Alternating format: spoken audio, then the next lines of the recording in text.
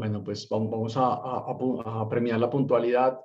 Buenos días. Okay, let's reward punctuality. Good morning. I'm Juan Pablo Galan.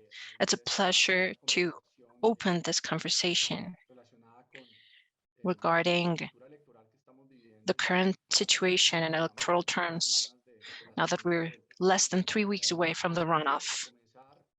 Before we begin, I've been asked to remind you that Credicorp Capital does not support any of the political candidates. As a company, we do not provide donations nor political contributions, nor we promote them. We also do not provide economic compensations to the candidates who participate in our events. In this final stage, it has been hard to contact the candidates directly. We wish, but this space is merely for academic purposes in order to inform our clients about the government vision of our presidential candidates and to see what's coming for the coming months. Our panelists for today are Andrés Mejía, political analyst with over 22 years of experience, specialist in the analysis of the political environment for markets, projects, and enterprises. He worked at the ILP as an analysis director. Then he was an analysis director at the OPIL project. And then at Desmarginados, LSG. And since 2015, he has been a consultant for investors at the financial sector, and also as he has worked as a professor at Los Andes University at the corporate program and the open programs. And he's also an analyst for Blue Radio. Daniel, I think I can be brief when introducing him. You know him well. He is the head of our research group. He's Colombian. He has been working for over 15 years, and he's a professor, lecturer, analyst at Scandia, and he also worked as a head of research at Ultrabursados. And he is also a CFA. I will be here at the first part of the webinar. This morning, we will have a presentation given by Andres, which will provide context for this talk, and then we will delve into a Q&A session with questions we have prepared and questions from the audience. We have this session to address the concerns that may arise and to measure, to take the temperature among the audience. Welcome, Andres and Daniel. Thank you so much, Juan Pablo. Thank you for this invitation.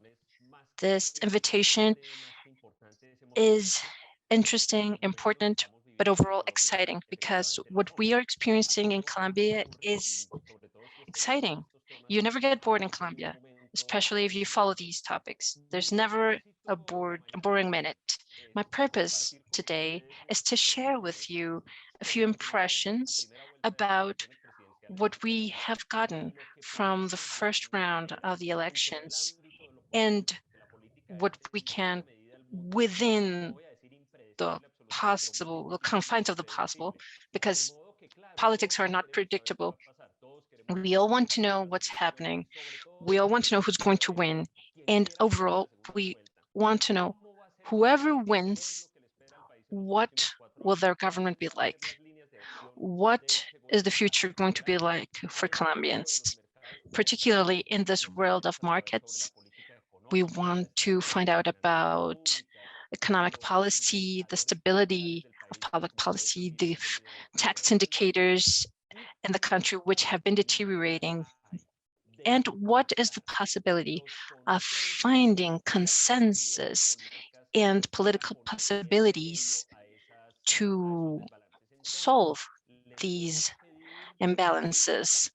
So please allow me to share a few slides with you, which will support this presentation. The best way to understand what happened last Sunday is to understand it as a change in the game. The game has changed. We were playing a game. We were under the terms of a certain competition until 2-3 weeks ago, when we started to see, under the movements of some polls, which were showing the rapid ascent of Rodolfo Hernandez, which is something that had never been seen before. And this ascent was confirmed during the first round. I want to emphasize this. This is not just a change in candidates. We didn't just change one name, Fico Gutierrez, in our runoff hypothesis, changing it for another one. It's an entirely new game with entirely different rules, with entirely different visions. And therefore, if you look at it as a game, it should force participants, particularly one of them, Gustavo Petro, to deploy strategies that are completely different. So let's begin by trying to understand what happened. Then we will try to understand the terms of this new game, what the expectations are for the runoff, and the expectations for the new office. Here we have the results of the first round. You might be familiar with them, but let's look at them again. We have Petro with 8 million votes. This is a large number. If I needed 8.5 million votes, if I needed 8 people, I couldn't find them, but 8.5 million votes sounds like a large number. However, this is a figure that is concerning at Petro's team. Why? Because they're stuck at this number. An article from Financial Times showed that this is a large number, but it creates concern that this could be the ceiling, the number at which they are stuck. This ceiling issue has been haunting Petro throughout this process. This started with the internal voting for Pacto Histórico, where he obtained almost the same amount of votes he obtained in 2018. And now he is obtaining almost the same number of votes as in the last election. I would be concerned if this happened to me, thinking, where can I get new votes from? It would be reasonable to believe that about 10.5 million votes would be necessary to win the elections. Then we have Rodolfo Hernandez, the big surprise. This had never happened before in the history of Colombia. Elections used to be relatively predictable in terms of players. The closest case was 2001, when Álvaro Uribe jumped from 2%, and in February, March, he was at about 50-something%. But this is a path that was quick, but it took months. Now we're speaking of a man who started the current year, 2022, with great expectations. Then he disappeared. Let's remember that he didn't show up for the internal vote. Then after March, April, the most reasonable analysis was to leave Rodolfo Hernandez in the past. But suddenly, the last 2 weeks, he surpassed Federico Gutierrez. And then we have the tragedy of Sergio Fajardo, which is a whole different issue. These results for Petro, as I mentioned before, are nominally positive. He won. He is the winner at the first round. And that's no small feat. It is setting a flag. This is an important important base from which to start off. 8.5 million votes is no small feat. However, this creates significant challenges for him. We will look at them in a while. The polls were showing this increasing trend for Hernandez, which might be related to a massive panic migration of anti-Petro voters who were with Gutierrez until 2 weeks ago. And within this segment of anti-Petro voters, the idea starts to flow that Gutierrez will not be capable of defeating Petro. This might be related to the TV debates. TV debates showed Gutierrez as a weak candidate in the face of Petro. Petro is incredibly nimble with words. He's very good at TV debates. He can articulate a discourse that is long, persuasive, regardless of whether what he's saying is true or false. The debates showed a candidate, Gutierrez, that might not be able to overcome Petro, but based on anecdotal observations, I started to hear during these last 2 weeks things like this. Rodolfo will defeat Petro in the runoff, but Petro would destroy Gutierrez in the runoff. This caught my attention. I read at La Silla Vacía an article about the current situation at Uribism. And Uribista mentioned, I should be supporting Fico, but I support Hernandez because, I quote, the presidency would be too large for Fico. This is a panic migration. So people started to migrate in panic into Hernandez. A good thing to highlight, which is not related to who won. Nothing happened. Nothing bad happened. Let's remember that we were really nervous that the day would end and the candidates would not accept the results, or the registrar's office would take hours and days and weeks to finish the count, or that this would end up on the streets. But as bad as the performance of the registrar's office was, hopefully the same climate of peace will be repeating for the runoff, because the expectations are larger. But right now, the streets are calm. What are the terms of this new game?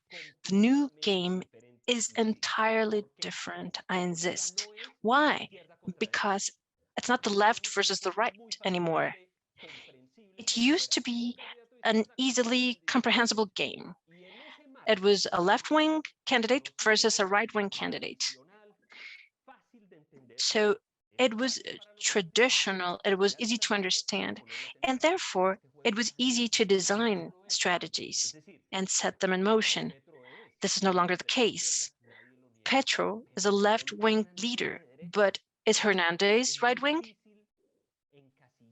It's hard to classify him into this category.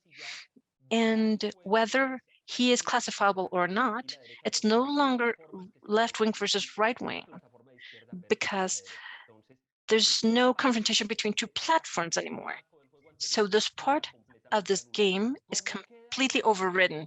Since it has been overridden, the idea that this used to be a competition between the defenders of the establishment versus those proposing changes against the establishment. Is Hernandez a defender of the establishment, despite him belonging to the establishment? The same thing could be said about Petro, who has been in politics for 30 years. But in any case, Petro had proposed a very well planned, a very well designed strategy with which he hoped to channel and to gather the sentiment against the Colombian establishment, which was exacerbated by the pandemic. This had been happening for a while. And with this strategy, he hoped to face the defender of the establishment and defeat them. But that's no longer the case. So it's no longer that easy. And this is no longer Uribismo versus anti-Uribismo. As you've seen, Uribismo, which used to be the strongest political force in Colombia, and Alvaro Uribe, who was the strongest political figure in Colombia, is out of the game. No one wants a photo with Uribe. No one wants support from him. So it used to be Petro as a representative of anti-Uribismo versus Uribismo, and that's no longer the case. So what are the terms of this new game? I have nothing to tell you. The terms are diffuse, they're indeterminate, they're hard to grapple, they might be mobile. The terms could be some today and some others tomorrow, and this creates a huge challenge to Petro's campaign in particular, because he is the candidate we're most interested in for a reason. First of all, what are the challenges? If I told you that his strategy was well designed in terms of the previous terms, the new terms forces a redesign of his strategy. On Sunday, his strategy fell down. It's completely rendered useless. It has been rendered completely useless.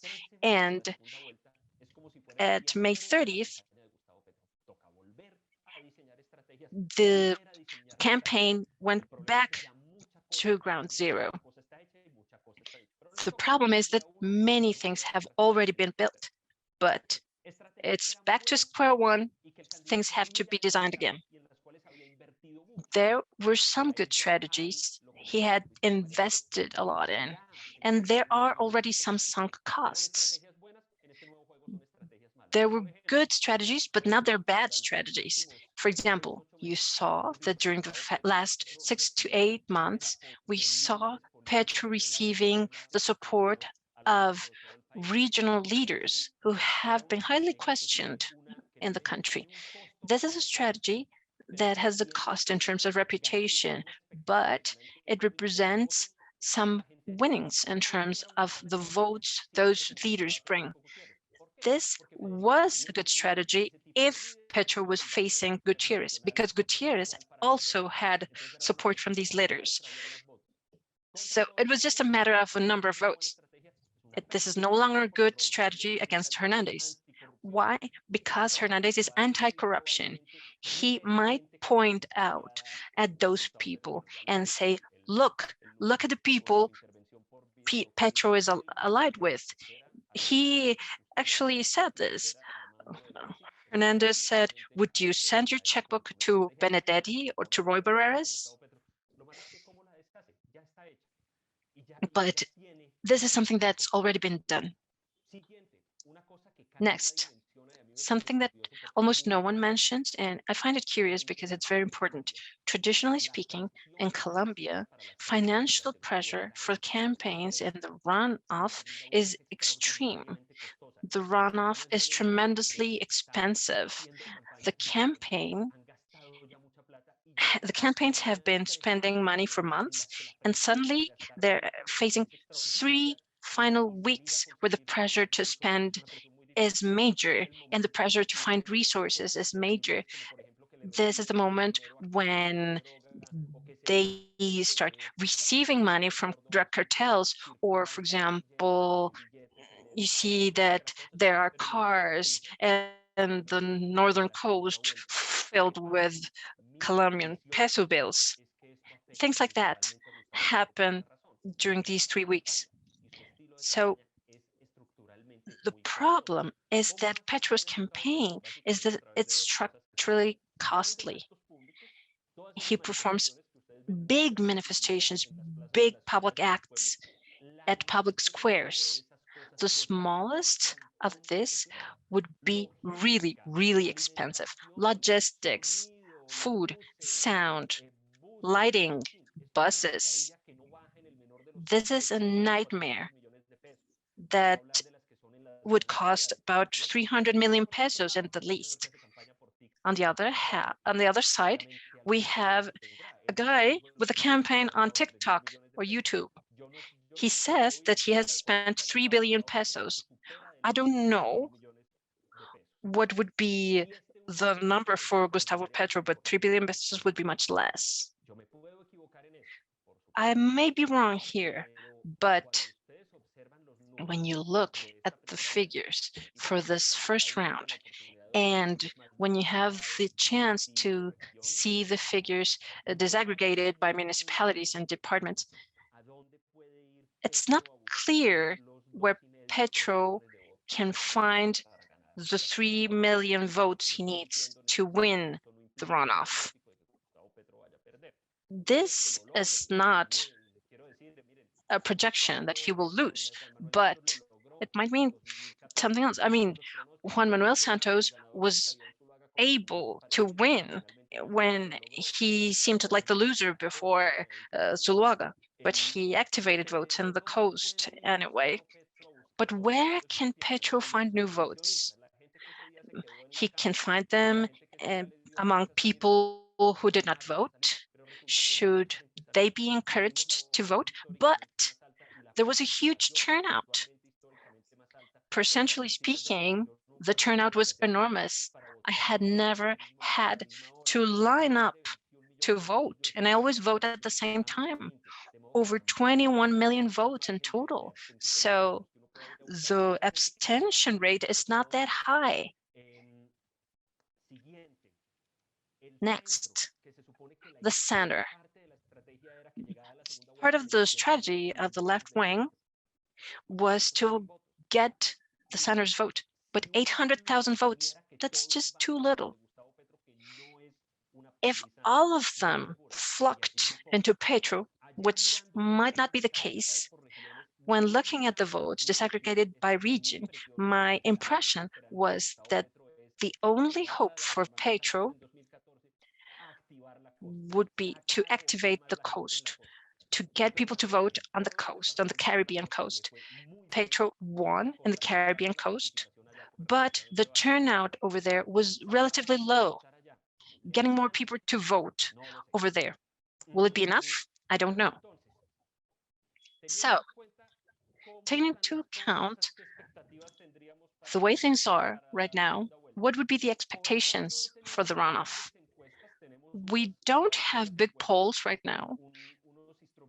We have some interesting new instruments. For example, the tracking performed by DAD3 and one of the polls issued by CMI, which are not the same as the series of polls created by the National Consultancy Center. Envamer and the National Consultancy Centers are excellent. They have great sampling. That's where the key lies. And they have had good performance. What did these polls show before they couldn't be published anymore since about May 20th? They showed that Petro was getting into a tight spot in an eventual runoff with Hernandez. Let's remember that all polls, all good polls, were showing that Petro could defeat anyone in an eventual runoff. He would defeat Gutierrez or Fajardo with enormous difference. However, look at this graph from Envamer. Look at the way the curves are converging into a technical tie. And at the CNC, there's a literal tie, 40.5%. the measurements I mentioned are providing some advantage within the error margins. But this is all consistent with everything that we've mentioned for a runoff scenario. This is a tighter spot for Petro. It's harder for him if he's running against Rodolfo Hernandez. I've heard a lot of people who know about this is that the results will be very tight. Whoever wins, it will be tight. It's not an optimum scenario because in an eventual tight results, if the difference is less than 1 percentage point, it will be a nightmare with the allegations of fraud, the civil unrest. That's where all of this would happen. But that's the most I can say about that. And we will see how it evolves over the next few days. It is important to mention that there might be an institutional exit to these situations. So what will happen with the new government? We know what I'm going to say is a platitude. Hernandez or Petro will be the president of Colombia. This means that the country will change. I won't say it will change for better or worse.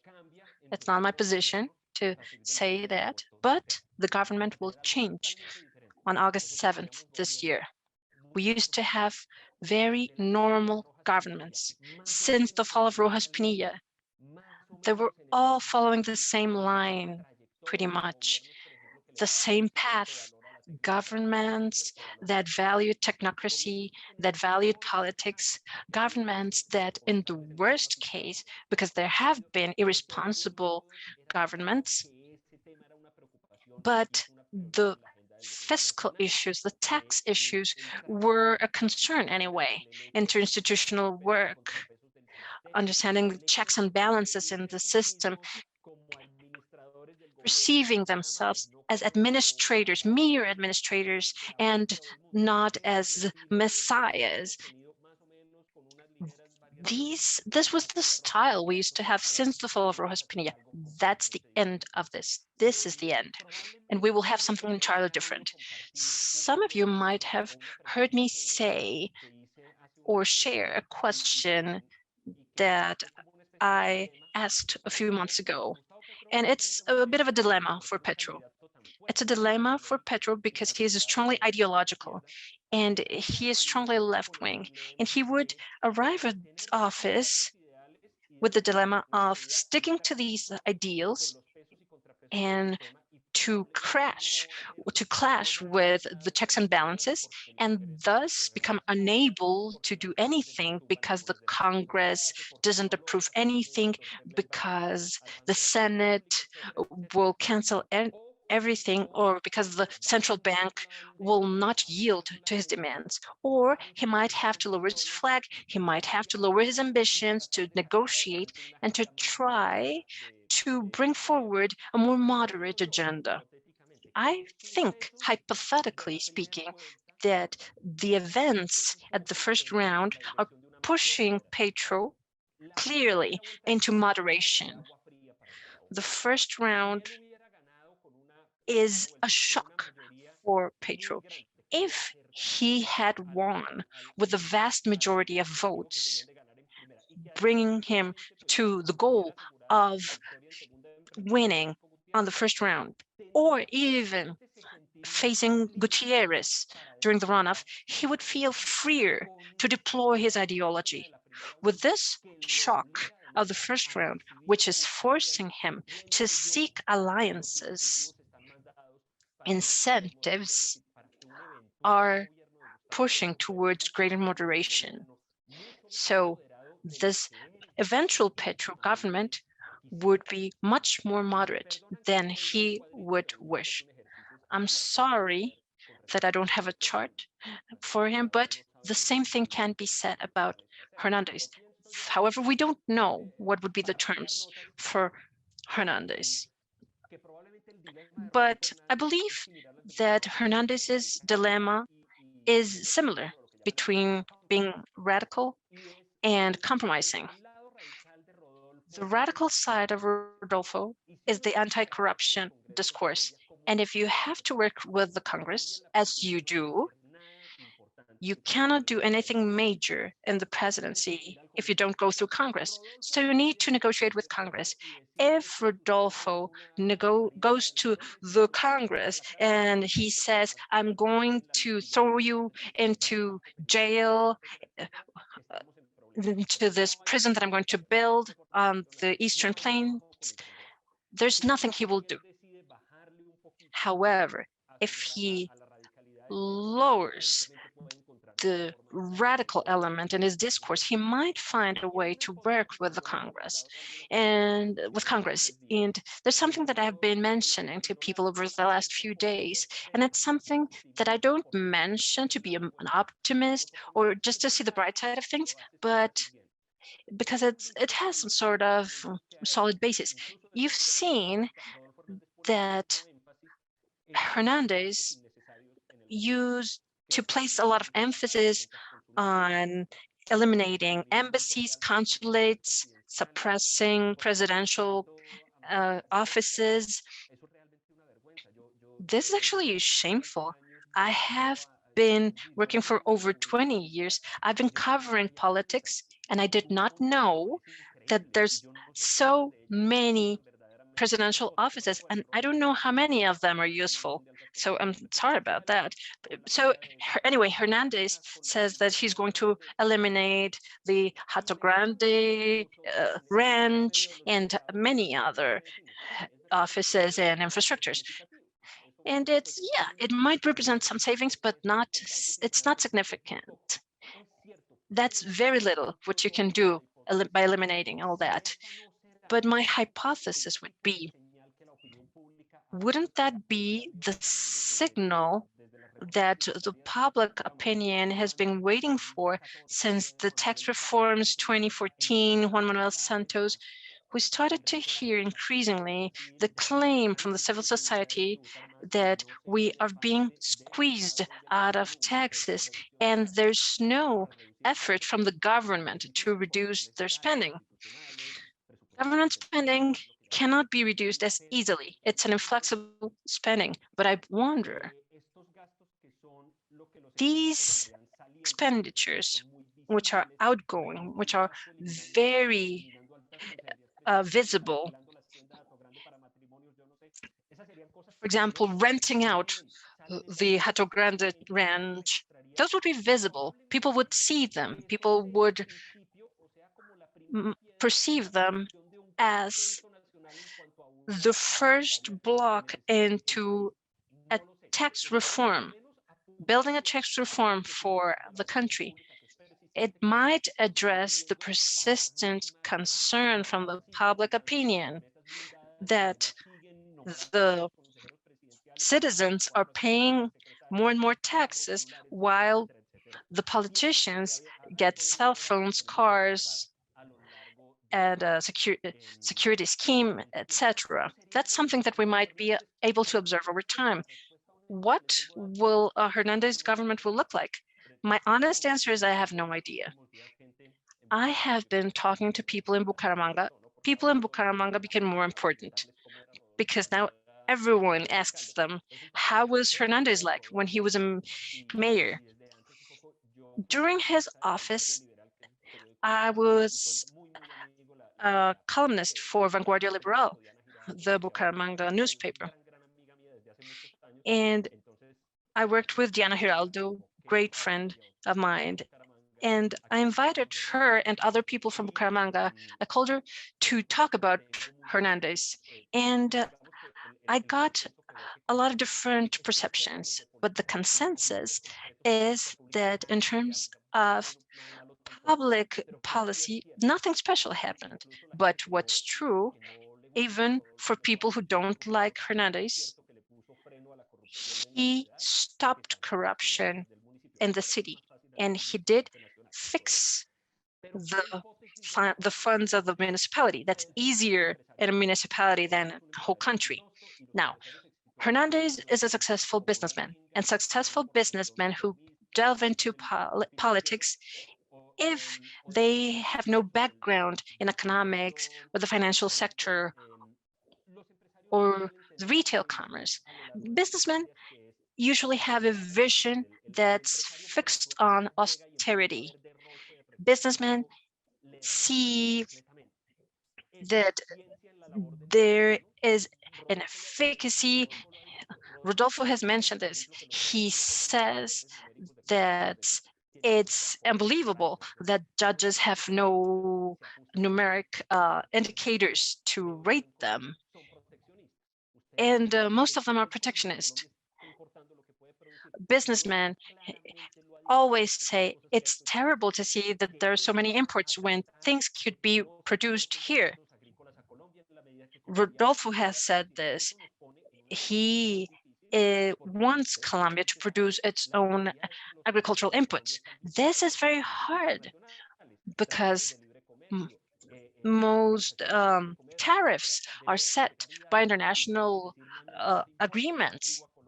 So it's very hard to just say we will never import any more wheat from now on, and we will produce our own wheat. That's not as easy. Robledo, who has been pushing the protectionist agenda, he has been saying we need to renegotiate the treaties and this would take some time. We could denounce the treaties, but that takes a while too. So we don't know what's going to happen with that. Hernandez says, and that's his main tax proposal. He is going to replace VAT with a consumption tax that's under 10%. I see that most tax experts say this is a terrible idea. There will be time to discuss this. On Monday, he posted a long thread on Twitter with his new proposals, where he distances himself from Uribismo. This would provide maybe for an interesting profile because we do need some changes in terms of the war on drugs. And I believe that due to his platform, it might be foreseeable that there might be constant clashes with the checks and balances in Colombia. I think that's all that I can honestly say. And thus, I reached a certainty, the only certainty I can reach to close my part in the conversation. The only thing I can ascertain is that Colombia will not have a normal government, quote unquote, in the next 4 years. We will delve away, we will diverge from the current path. I won't say this is bad or this is good. We don't know. The only thing we know is that that change will occur in Colombia. How will it happen? I don't know. But this will be a new scenario, a new path, an uncharted path. We will all need to learn on the way how to navigate all this. Thank you all. Thank you, Danielle. Thank you, Juan Pablo. We are ready here for your questions and comments. Andres, thank you so much for this presentation and for the context that you have provided. You really covered all the bases. This was a really complete presentation about the current situation. I wanted to open with a topic that you touched on, which is related to what happened to Petro and his usual nemesis, Uribismo. We have seen for the last 3 days the effort Petro has made to classify Rodolfo as an Uribista, as the Centro Democrático has manifested its preference for Hernandez. One of the questions I have for those undecided, maybe, does this speak to the undecided? Is this a strategy where he will be able to position Hernandez as someone close to Uribismo, or will there be new elements to avoid this? I believe that in the midst of the confusion, we see and Petro's campaign, both things will happen. I believe that they will continue with the strategy to try to fit this new game into the terms of the last game. To say, no, he is Uribe's candidate. I frankly believe that there's not a lot of chances of success for this strategy because it's forced. Historically, if historically speaking, there were known connections between links between Uribe and Hernandez, it would be easier. With Gutierrez, it's easier. He was the mayor of Medellin, not as Uribista, but he received support from Uribe during his first term. So there's something there where to find a coincidence. However, this categorization is more forced. So I don't believe that it's susceptible of succeeding at the larger segments of voters. The mistake Hernandez would have to make would be to show himself as an Uribista candidate, but he doesn't intend to do that, seemingly. I want to take the occasion to mention something. There's something that I've seen in the first rounds of the elections, which are the discourses. I have this impression, which is not analytical or technical. The discourses are an indication of what's coming. I remember Mocas's speech after his first round in 2010, which foretold the destruction of his campaign. I was deeply struck with what happened with Petro's campaign on Sunday. Petro was speaking as a victor, as a winner, and the last uh, interview he gave to Samana was speaking not in hypotheticals, but as a given winner. People from Petro's circles were completely sure that Petro would be the president, whether on the first round or on the runoff against Fico. And when you see his speech on Sunday, it is evident that he is worried, he is confused. Petro is incredibly eloquent, and he was standing at the stage and he couldn't find the words because the game had changed. He saw during the last few days that the game was changing, but they weren't able to adjust their strategies accordingly. And in this speech, Petro was incoherent, he was confused, he was not enthusiastic. I mean, he compares himself to Gaitan. He was visibly shaken.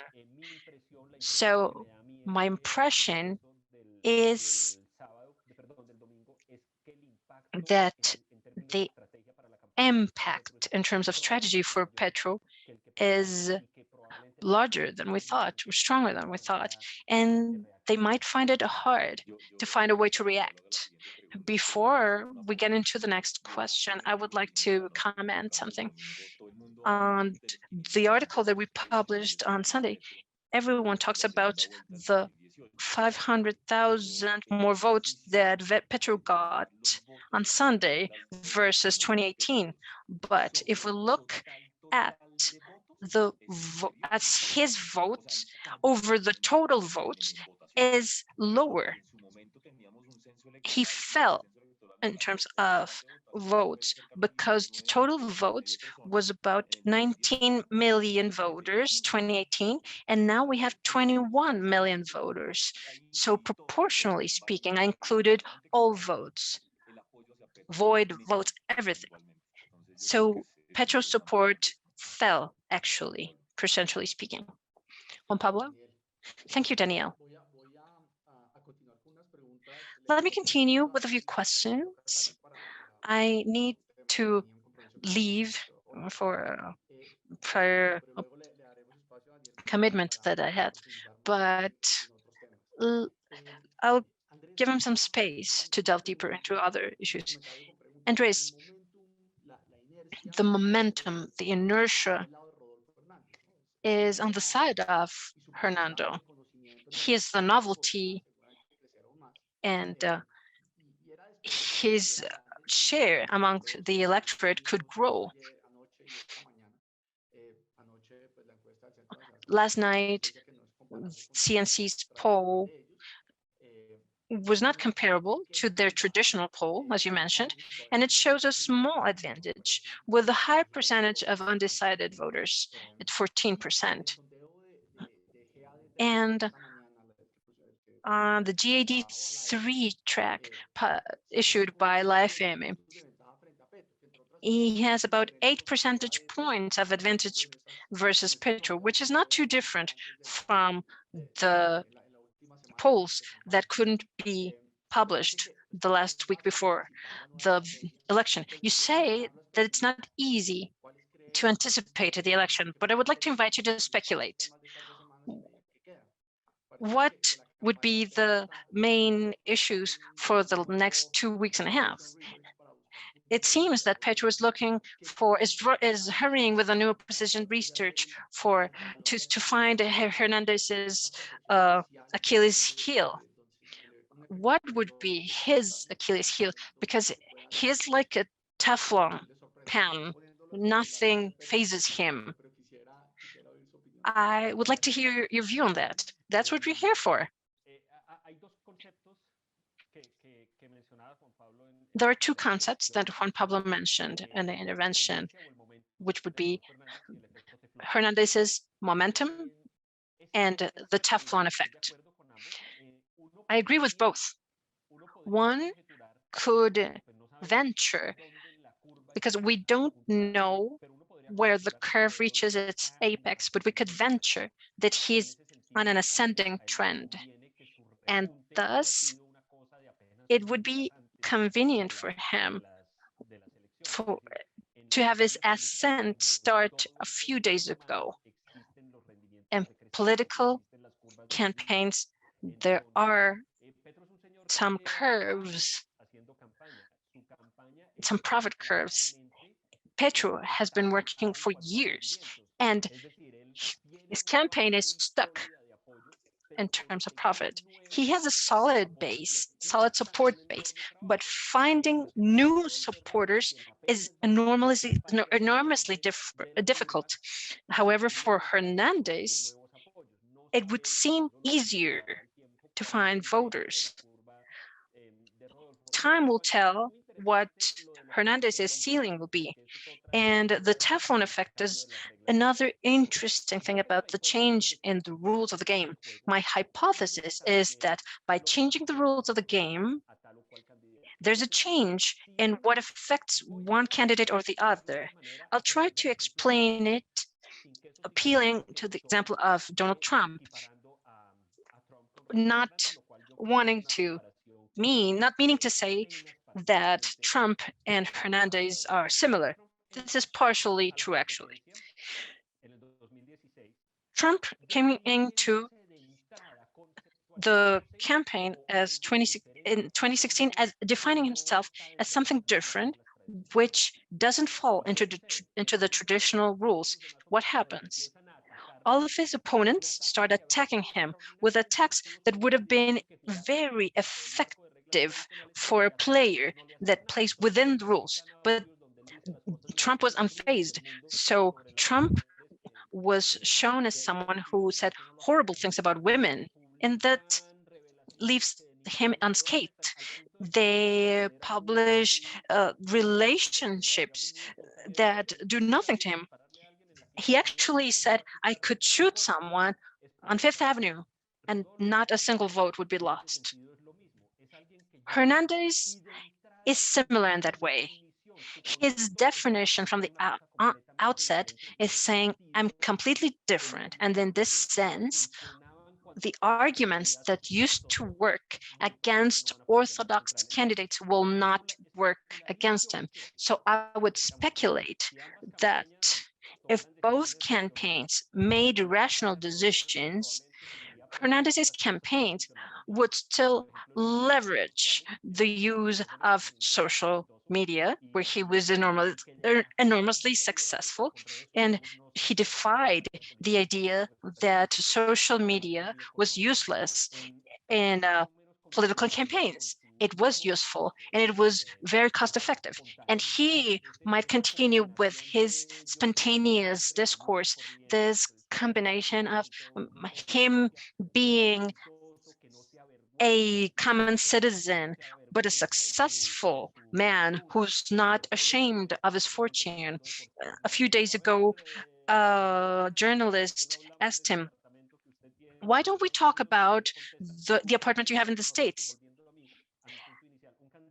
A normal candidate would apologize for having an apartment in the US. He would justify it. But Hernandez said, I have 5. That's his answer.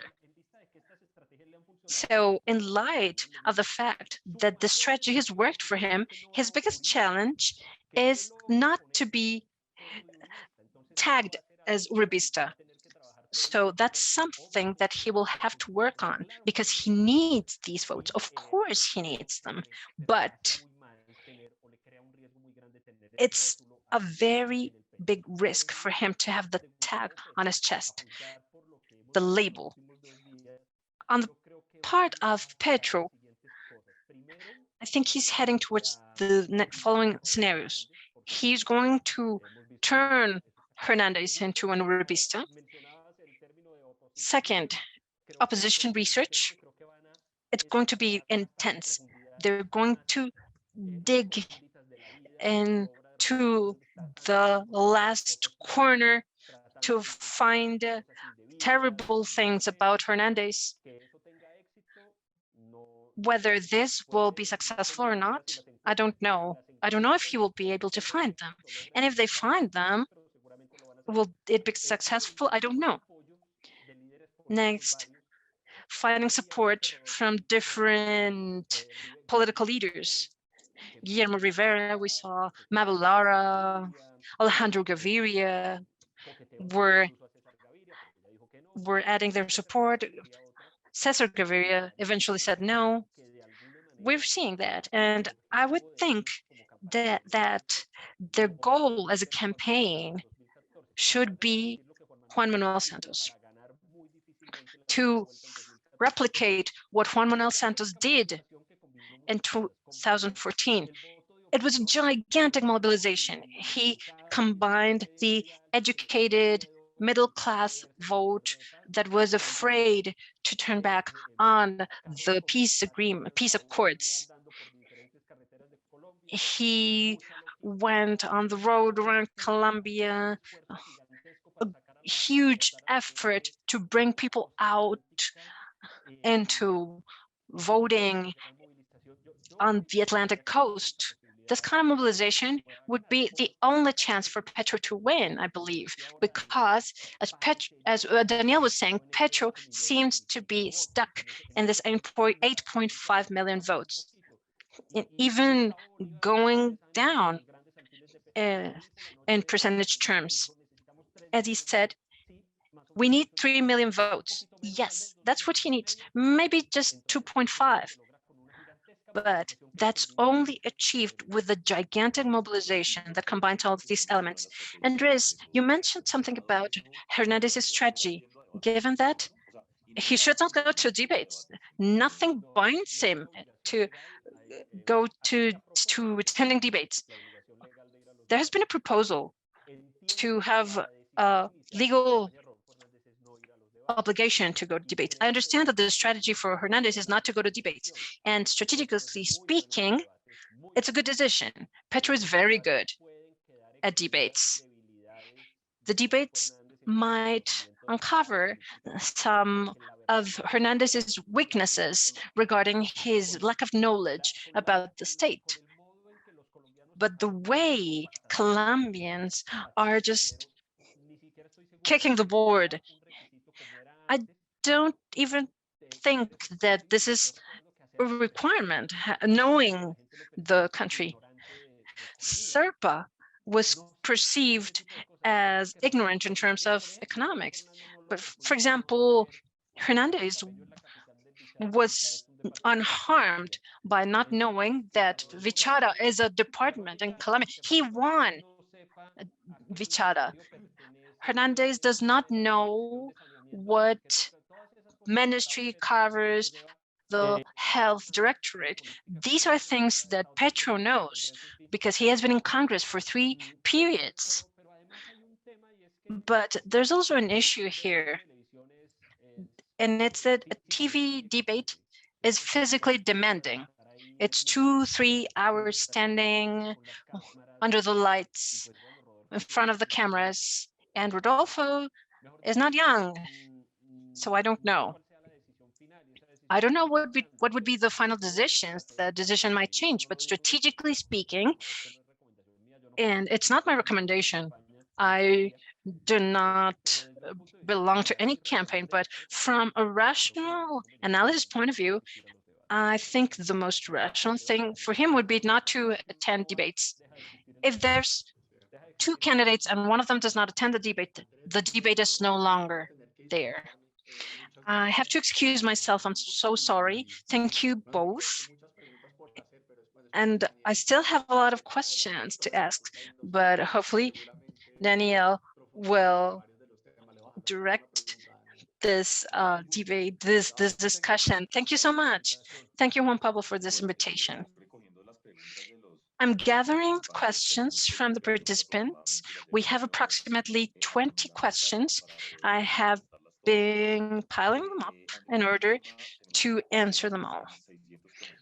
We have about 600 people joining us. There's an anecdotal issue, and I want to be honest here. And our clients want to speak about this.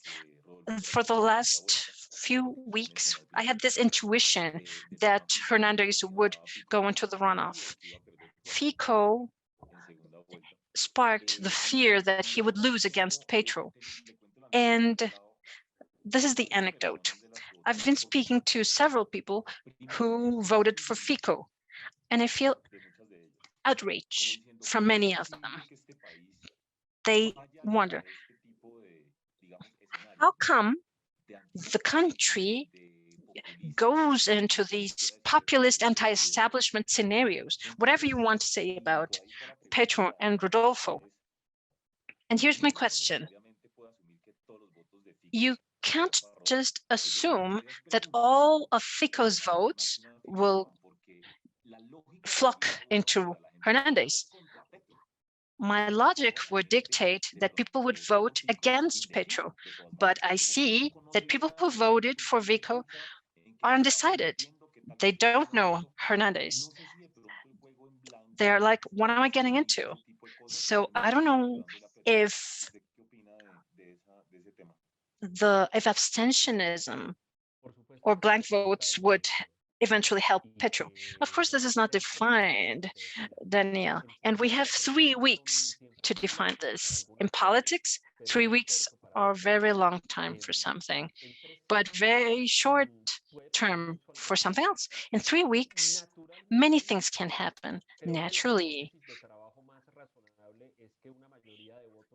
It would be reasonable to expect many votes from Fico to migrate into Hernandez, to the extent that Fico voters are mainly anti-Petro. Their priority and their final decision is to do whatever it takes to stop Petro from becoming the president of Colombia for several reasons. I don't think that it's safe to assume that the 5.5 million votes from Fico will be added into Hernandez.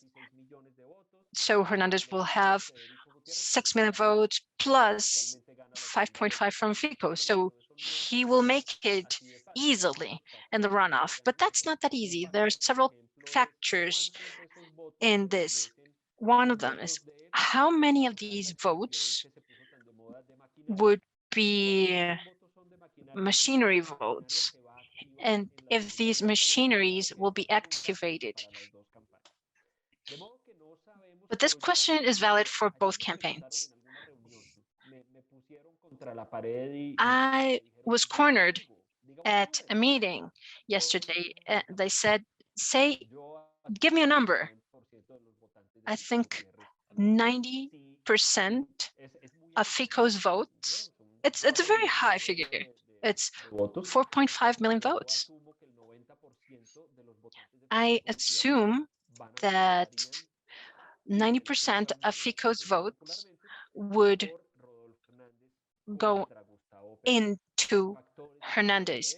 There are factors favoring that. One of them would be the enthusiasm in politics, especially during the last mile. This enthusiasm is crucial. This is what gets people out of the bed, having their breakfast, and going out to vote. This enthusiasm is playing in favor of Hernandez due to the profit curve and due to the fact that his success was surprising. This creates bonds with people. His yield curve is positive. This is the problem of Sergio Fajardo. He was never able to convince anyone that the expression "I can win" was valid for him. People used to say he's a professor, but he was going to lose. When you show that you can win, which is what Rodolfo showed, you have the winds blowing, you have tailwinds for you. An analysis expert told me a few days ago, look, be careful, because FICO might have gotten votes from the House of Char, and he might not have them for the runoff. But if we look at what seems to be happening to the votes from the House of Char, the House of Char doesn't seem to have mobilized its people. We saw that during the internal votings and during the parliamentary election. I don't think it's valid to assume that this might make a difference. Maybe it might make some difference, but not a significant difference. This is a question that someone was asking. If votes are activated in the coast, then Petro might get something, but it's not completely clear how much. If you want to delve deeper about this, La Silla Vacía published an excellent article from 3 political science professors from Universidad del Rosario. It's a very detailed analysis, not just on the voting results per region, but also some deductions to show what municipalities, what regions are consolidated in terms of who they voted for, or whether some would become swing regions. One of the conclusions is that the coast tends to be a swing region. It tends to be decisive. Alfonso Lopez Michelson used to say, where are the votes from the coast? I'm going to lose because I haven't gotten them. Let's remember that in political circles, it has been assumed that the peace accords were voted against because it was raining on the coast and people did not vote. And Petro has been strong there. His message has been strong there. There are some social situations in the coast that fit well with his discourse, inequality and justice, etc. I don't know if it would be enough for him, because the magical figure would be 3 million votes. Maybe not as many, between 2 and 3, but let's see where those 2.5 million votes come from. Okay, let's come back to a previous question, support. Many attendees are asking, maybe it's no longer this way, but if Fajardo comes in, if Gaviria comes in, personally speaking, I have a feeling that it was all useless because FICO got most of the support. And during the last events, we were discussing that the support of liberals was a game changer for FICO, but no. But in the runoff, could this support be important, or opinion vote would be important? To be clear, I don't think so. Let me put it this way. I can't think of a person whose support can make the difference in these elections.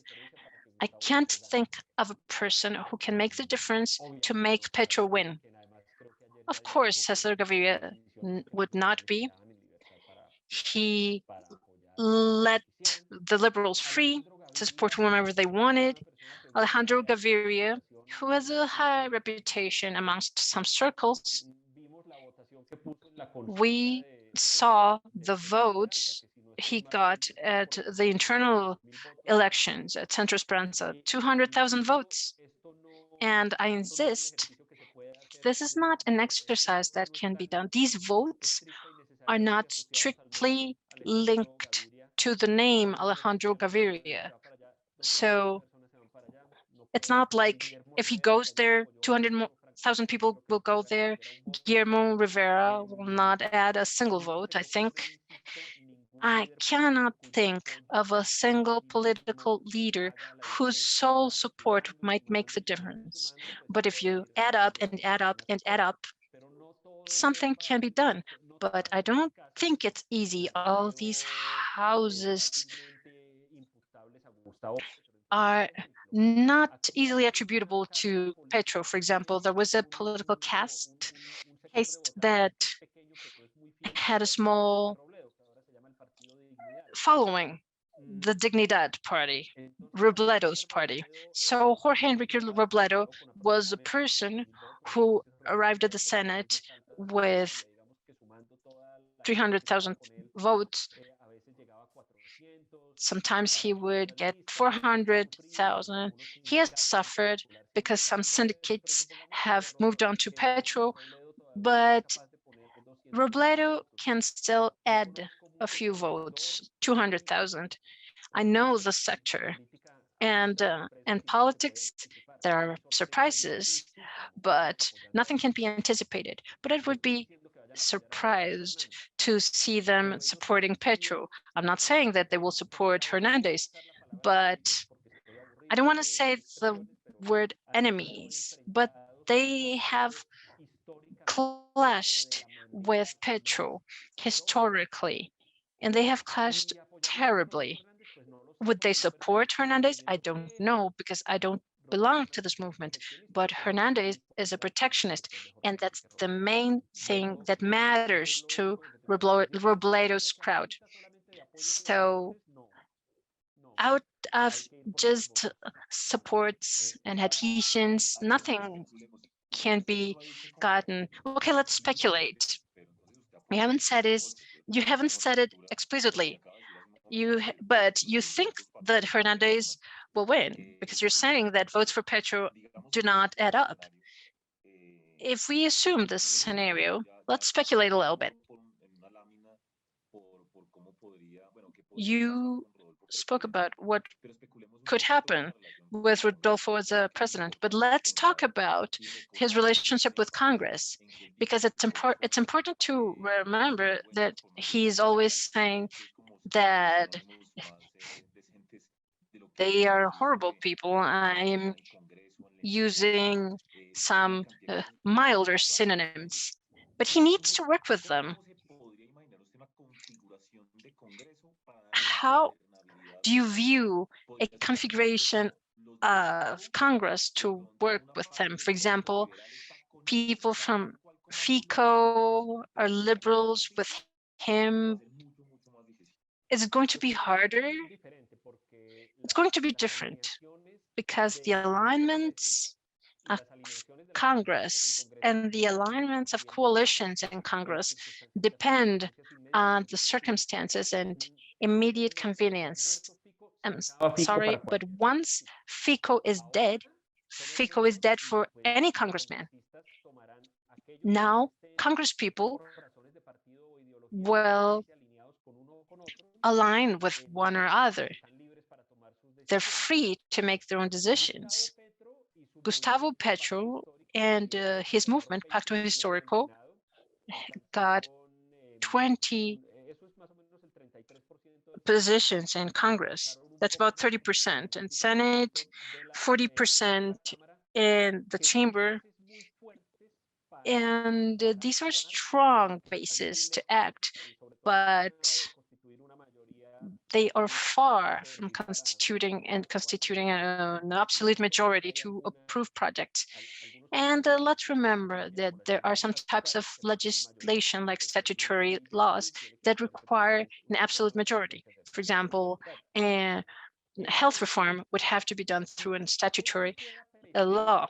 If Petro were to be president, he would have to start to compose some majorities exceeding the current number. 33%, the 33% I was alluding to includes Congress people that could be sympathizers, even though they do not belong to his party. So there would be some Green, ex-FARC, liberals. These majorities could add up here. He would need some majorities, and this is just ordinary political work. So I imagine Roy Barreras going to Congress and going to the Capitol, meeting with Congress people, with whoever is the Minister of Internal Affairs, in order to get projects approved. Now, moving to the dilemma between radicalism and moderation, this is something that would force Petro to moderate himself, because even though there's the idea that Congress people can sell themselves for anything, I don't see Congress people in Colombia, even the worst ones, exchanging their vote for a job if what's on the table is the democratic system in Colombia. So for Petro, everything's the same. If he were to become a president, he would need to turn this 33% into a majority. And that's plain political work, unless he opts for radicalism and he replicates in the presidency what he did when he was a mayor, where he was unsuccessful going through council. So he did everything he wanted to do through executive action, which is harder in the presidency, and his achievements were few. In the case of Hernandez, as with many things, it's a complete mystery. He has no support in the parliament. He has no party. I think it's foreseeable, judging by the behavior of Congress in Colombia, if he wins with a significant margin. It doesn't have to be a tsunami, but if he wins with a large margin, he might be able to have a majority for his first projects. Will he do it? That's yet to be seen. Let's remember that his message is that politicians are thieves and scoundrels. The council in Bucaramanga had a terrible relationship with Hernandez because he was against them, because he believed them to be the heads of corruption in the city. Will he do the same with Congress? We don't know. The things that he has been issuing is drafts of decrees. It's like, what can I do with my signature? There are a number of things that can be done. We know that a budget can be approved with a signature. The government won't close, as in the US, but reforms, tax reforms, pension reforms, all of that needs to go through Congress. Right. I would like to tell all of our participants that we will go through all of your questions and we will go until 9:30 about. I want to ask you a few questions about the market, but first of all, a few questions that go together.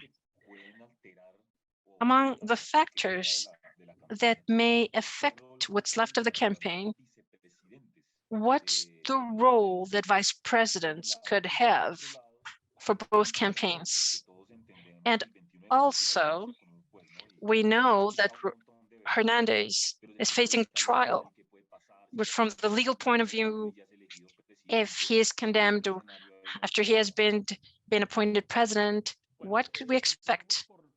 Okay, let's start with the vice presidents. As you know, and you have seen throughout these campaigns, Petro's vice president is more active and present than Hernandez's one, who is completely unknown as of today. I think everyone knows who Francia Marquez is by now. Many people know her origins, her story, her path, her career track, but Marilyn Castillo, who is the vice presidential candidate for Hernandez, is practically unknown. What would the campaigns do? One would believe, I'm speculating once again because I'm not part of the circles of either campaign. I believe that he would have to use Francia Marquez because she activates certain sectors. Please take into account that Francia Marquez got approximately 3 times the number of votes Gaviria got in the internal elections. Francia Marquez is touching young voters, which are very important because they're volatile. They stay home, they forget when election days are. Francia Marquez really activates the urban, young, educated voters very strongly. So I believe that Petro's campaign will try for Francia Marquez to activate these voters. But the problem is that sometimes she gives statements that might push people further into Hernandez's campaign because in her expressions about public policy, she's much more radical than Petro. And I've seen that sometimes what she says scares some sectors of the electorate. So there's a delicate balance to be had. I have no idea what Hernandez intends to do with Marlene Castillo. No idea, not in the slightest. I believe that this is a figure that is merely strategic. She has a great potential because she is also an Afro-Colombian woman. She comes from the southwestern region of Colombia. See that the Colombian Southwest is the left-wing strongest region.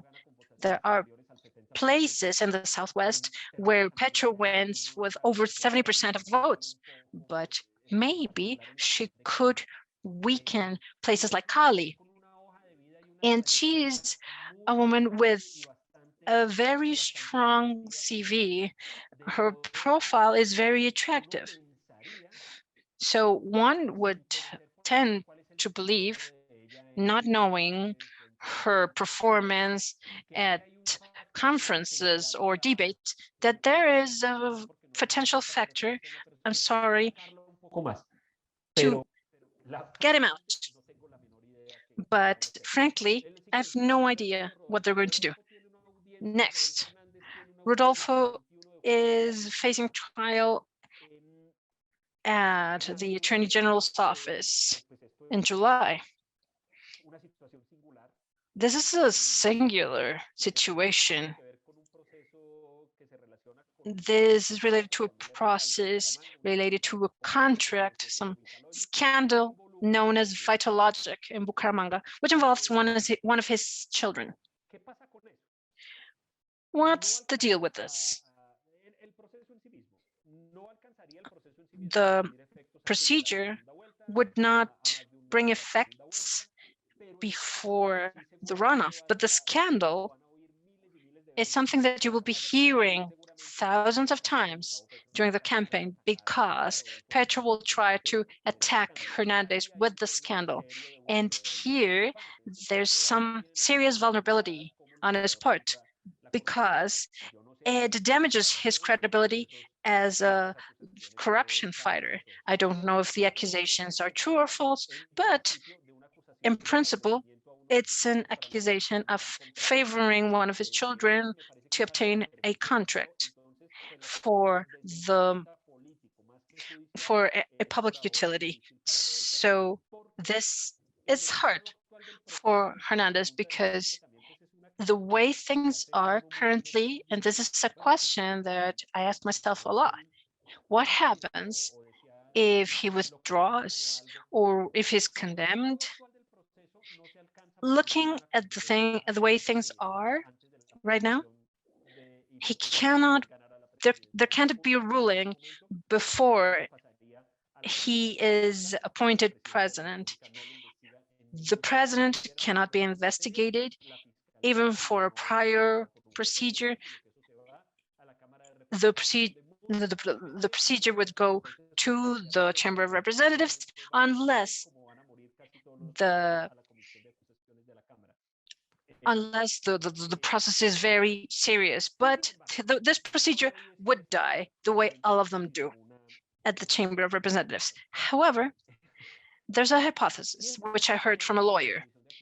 If this trial reaches the commission of the chamber, Congress people would have a strong factor to put pressure on Hernandez, because they can condemn him and they could get him out of the presidency. I know at least one person who's very serious, who knows Bucaramanga, who knows Hernandez, who's a lawyer, a very serious lawyer. He believes that he will not finish his office, because either he will quit or because Congress will kick him out of presidency. And this procedure would be the way. They don't have to come up with something. For example, Abdallah Bucaram was kicked out in 97 due to a judicial procedure. Something like Bucaram's procedure might not happen here, but something similar could, because the chamber would have an investigation. There would be a decision. There would be a decision to accuse or not, and the president could be accused of indignity, which has not been used since the 60s. Rojas Pinilla was accused of indignity, and this ends in a political trial with no judicial consequences. And this is interesting, because maybe Hernandez will have to moderate himself in order not to be unseated. Well, I'm going to take 5 minutes to respond to some questions about the market, and then we will close with the final question for you. Well, I've been asked the difference between the proposals for pensions for the two candidates and what would be the most convenient for the country in terms of the market. A client said, we always read these comments. This is a discussion for all of us to vote for Rodolfo. No, actually, we are as unbiased as possible. We're not supporting anyone. And the comments that I'm about to give represent a vision from the point of view of government programs from the two candidates, because we have analyzed both programs. We have made reports with the main proposals. Regarding pensions, there's a large difference between the two of them. And I must say that the pension reform proposed by Petro is a matter of concern for us because of the capital market and in tax terms, because he proposes that in Colombia, we pay 16%, 4% for the employee, 12% for the employer. This payment, if it's over 1 million pesos, it would go to a fund to pay current pensions. And from then on, one could choose whether to contribute to the public fund or the private fund. The problem is that many people earn less than 4 minimum wages. It would be 45% of the cash flow into private funds would go into the public fund. So this would push us back 45 years because the system was broke. That this would be moving back into the moment when the private funds were created because the public fund was broke. And the pay-as-you-go model should be more sustainable. So going back to this point, when youths are very few, is an overload for the system. It might be useful now, but it won't be in the future. And from the point of view of the capital market, since 45% of the flow would go into the public fund, then the private fund funds would wither away. And they are a main player in Colombia. And if private funds don't work, how does this fit into a government program? Who would fund the government?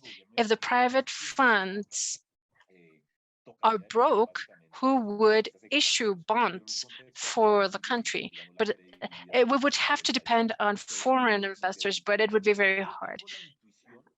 My intuition, I've always said so, my intuition is that Petro's proposals can be radical to have some leverage in negotiation, because if you go with everything you want to Congress, you might not get it.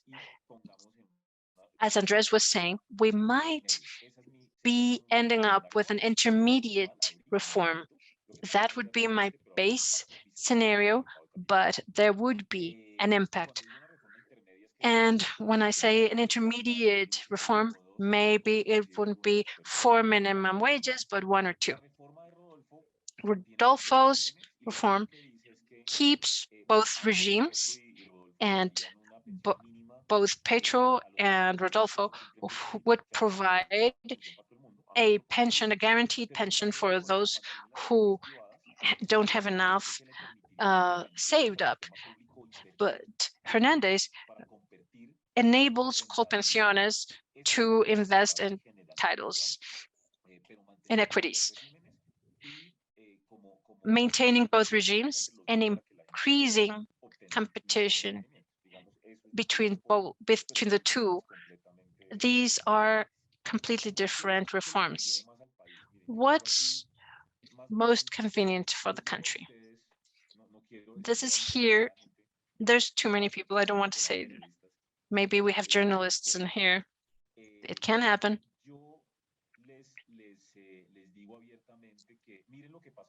I want to tell you frankly what happened with the market. That's the answer. What do investors think of a Petro government and a Rodolfo government? To the extent that Hernandez goes unexpectedly into the runoff, the Colombian peso was the most appreciated currency in the world. We are about 3,750 pesos per dollar, coming from about 4,000.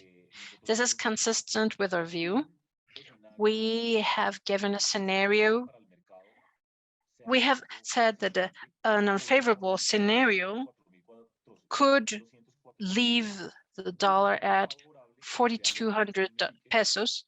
A favorable scenario would leave us at 3,600 pesos, and we are at 37. So the answer is given by the market. The stock exchange also went up 4 points. So what's happening? The market is saying it. If Hernandez's victory is consolidated, we would have a continuity in terms of good market behavior, basically because uncertainties would be reduced. And these are uncertainties that Petro's program does not really touch on. Pensions are a big matter of concern, but on the other hand, beyond the discussion on whether this is well done or not, the word democratizing land is a matter of concern. I'm not an expert, but you know well that the media outlets have tried to infer and analyze whether democratizing is the same as expropriating. So this kind of things create uncertainty for private investment in regards to Petro's program.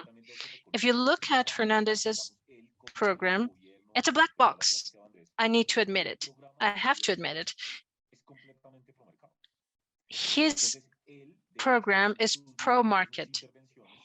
In his interventions, he usually says that Colombia needs profound change, but everything needs to be done through democracy and the capitalistic model, which is the only model he knows. So when he speaks of capitalism and democracy, this brings some comfort. Obviously, he is a bit of a populist because he's known as a populist, because he offers more social programs. He speaks against the banking industry, but he is an entrepreneur. And in his profile, he has been successful throughout his 50 years of work as an entrepreneur. So people can think he is a populist, but he will take care of the economy. So from the point of view of the market and economic security, the market feels that it would be safer with Hernandez. It's not just me saying it. The market said it. So the dollar could go down to 3,500 pesos.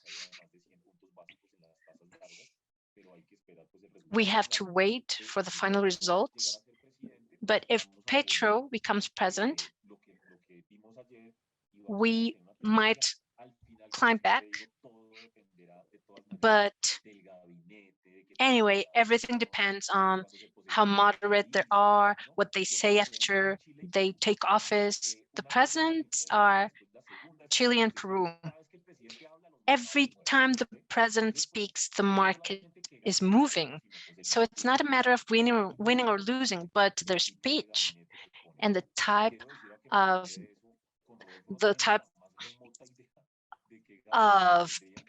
team that he has. We have no idea what Rodolfo's team would be.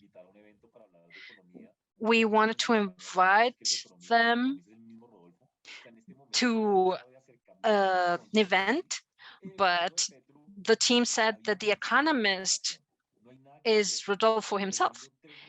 Petro's team, there have been 3 names coming out.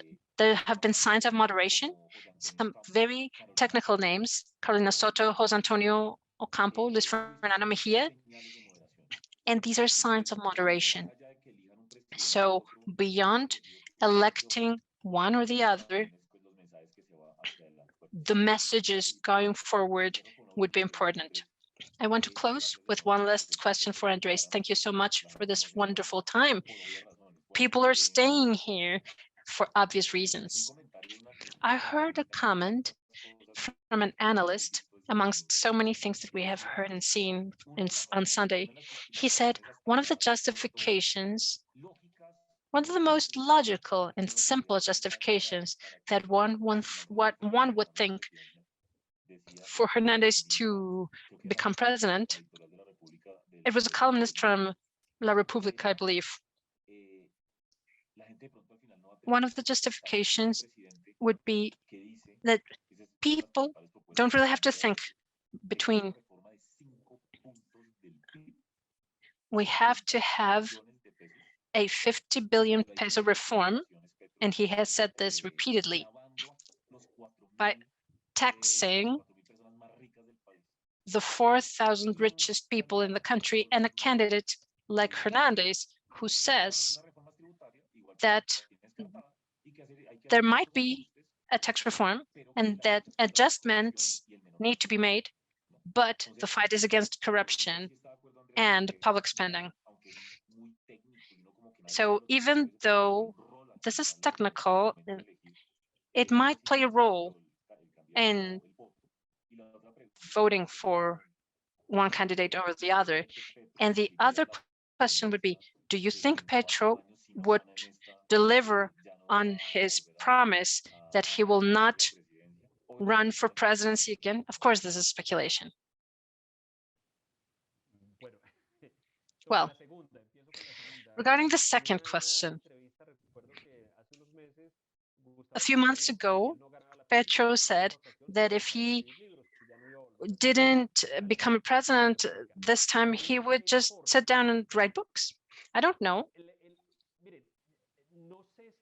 Look, I don't know if at this point there are politicians in the room, but if there are, they might confirm something that I'm going to say. If you go into politics, you lose the freedom to define your own fate, and your fate becomes a matter of strategy, calculation, and the needs of the political sector you belong to. Thus, I believe that if for some reason Petro does not become a president this time, and the left wing, the left continues the way it has for the next 3 years, and its current level of motivation is maintained, and if they continue to find in the population some yearnings that are coherent with the messages of the left, they will most probably be motivated to go for the presidency once again. And I'm going to say something very simple to illustrate this. If Petro does not run into any problems, for example, health or something, and if there hasn't been a new leader with the popularity that he has, which I can't see, then he might think about it again. And I insist, if you are in politics, you know that you can't make your decision. You can't make decisions about your own life. You're not autonomous in that. So if there's a chance in 2026 and there's no leader like Petro, then out of need, he would become the candidate. It would depend on that. Because look, Petro mentioned as possible legacies for his work, Daniel Quintero and Francia Marquez. Francia Marquez could be strengthened as a leader, but my impression is that in order for Francia Marquez to reach more ample electorates, which are numerically larger in the country, she needs a process of communication with these electorates. She's very strong and she communicates easily with urban youths or rural communities, with whom she has very direct contact. But from there to appealing, I'm not saying she can't. She still has a way to go. She's very young, but I don't think that she can make it in 4 years. Daniel Quintero, I believe that it's reasonable to suppose that if Petro does not become president, Quintero is going to become unavailable, or he won't be in good conditions to compete 4 years from now. So if there's no one else, Camilo Romero is very far. If there's no one else, and if the left sees an opportunity, it's not easy, I think. Now, on to the other question, the question about reforms. The question was exactly, well, I was just sharing the fact that all these extreme proposals were different. Okay, yes. The question was basically whether this would provide an advantage to Hernandez. I think yes, for a reason. And it's just a matter of communication. Look, the vast majority of voters, over 95% of voters, vote without ever reading government plans. Within the segment that reads them, not all of them have the academic training to understand some of the proposals and some of the figures. So when the figures are expressed in GDP percentage points, almost no one knows what the GDP of Colombia is. So to the extent that Petro's and Hernandez's proposals compete for voters, and to the extent that most of the voters are not technical, they don't get the proposals as a technical proposal, but as a political message. And in the sense, being consistent with a reading of the current times in politics in Colombia and the world, it's probable that as the more direct and easier to digest messages are, the most impact they will have. Petro had an advantage that became a disadvantage, which is that his proposals are very well structured. Academically speaking, they are well designed. They're full of details, they're full of numbers, figures, projections, etc. While Hernandez says, let's throw these scoundrels into jail. Probably, as of today, under the current conditions, while this expression reaches people more directly, then it would be more effective. So Petros's text proposal is partly impactful, which is let's tax the 4,000 richest people in the country. But Petro has a problem here. He always needs to walk near a threshold after which he produces fear. So when he says, let's tax the 4,000 richest people in Colombia, under the current situation, when there is a feeling of social injustice, this could have a political impact. However, this makes him susceptible for example, when he says democratizing enterprises and lands, this makes him vulnerable to being perceived as someone who wants to expropriate, who is a socialist, and particularly for the person who made the comment.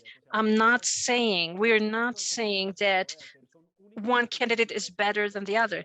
These are just considerations about the possible effectiveness of either a strategy or the other. And since the terms of the game have changed, a more direct strategy, or maybe less structured, because we have no idea what Hernandez is going to do, aside from saying that he wants to add tariffs to agricultural products, but we don't know what the tax regime would be there, like, because the savings by eliminating presidential offices would not be a lot. And by throwing scoundrels into jail, the savings would not be significant. And also, there's no economic team. Daniel must have run into this too, but a week and a half ago, when Rodolfo started to rise meteorically, I got a call from a bank, and they asked, since you have so many friends, can you put me in touch with Rodolfo's economic team? My answer was, there's no such thing. And as of today, Daniel is confirming that there is no such thing. There are some rumors that they're trying to make it up, because there will come a point when not having it will be a disadvantage, because you need to show for something. You need some names. He is the one in charge of everything. Hernandez is the program guy pretty much. And the the young people that work with his social media, that's all his team. A yes or no question. If Rodolfo is ousted, then the vice president would be named? Yes, the vice president would substitute the president if he is dismissed. Would you buy houses under these conditions? Let's speak in 3 weeks. Well, Andres, thank you so much for this event. We're getting excellent comments through the chat. This was a very complete analysis, very comprehensive. Let's remember that we had an event about 3 weeks ago, which was very much aligned beyond Fico and Rodolfo. It was very much aligned and clear, and we will continue to talk after elections to analyze the plans and programs of the new president. Thank you so much, Andres. Thank you, Danielle, and to all of the people who were here with us. Thank you so much for listening to us, for your questions, for your comments. And thank you to the Credit Court team who makes it possible to have this wonderful occasion. Thank you so much. Thank you all. Don't forget to fill out the form, the survey. Thank you. Goodbye.